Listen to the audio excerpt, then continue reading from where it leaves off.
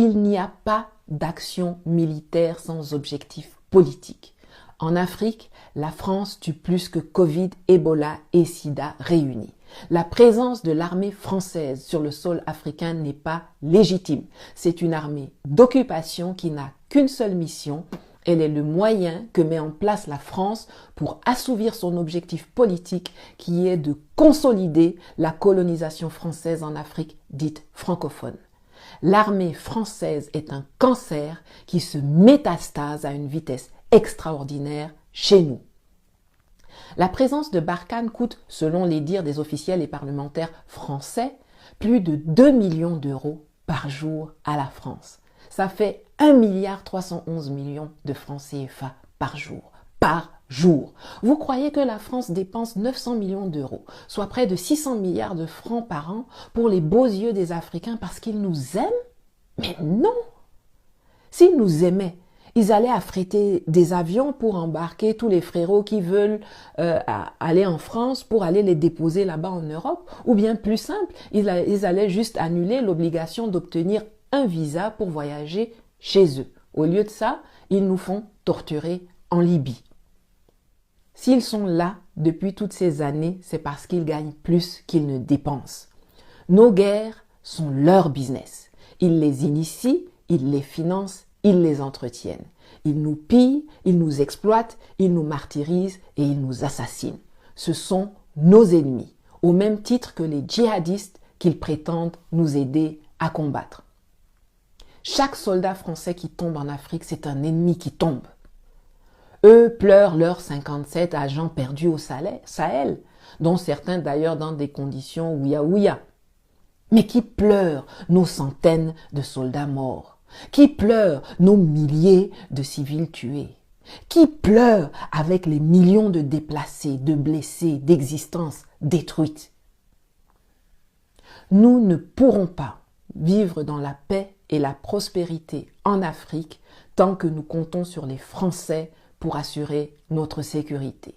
Tant que nous envoyons nos militaires se former à Saint-Cyr ou que nous faisons venir leurs gens pour former ici nos soldats et nos états-majors à leur école et stratégies de guerre obsolètes qui ne leur ont pas permis de gagner de conflits en solo depuis 1900 longtemps. La France est incapable de se débrouiller sur un théâtre des opérations sans avoir recours à l'appui technique ou au renseignement américain. Ils sont gaou comme nous. Mais premier gaou n'est pas gaou. C'est deuxième gaou qui est Niata. Ne soyons pas comme les arbres de la fable qu'on me racontait quand j'étais jeune, qui voyaient bien la forêt rétrécir, mais qui continuaient de voter pour la hache parce que son manche était en bois et qu'ils pensaient que c'était l'un d'entre eux. Tout comme la hache là, c'est pas ami de l'arbre. La France et les présidents qu'elle met et maintient à la tête de nos États ne sont pas nos amis. Nous devons les chasser, nous devons les combattre. Le monde est vaste. Allons de façon transitoire chercher les instructeurs de nos soldats ailleurs. Allons les chercher auprès des États ou des sociétés privées, en Chine, en Russie, en Turquie, en Israël, aux USA, à Cuba, en Corée, peu importe.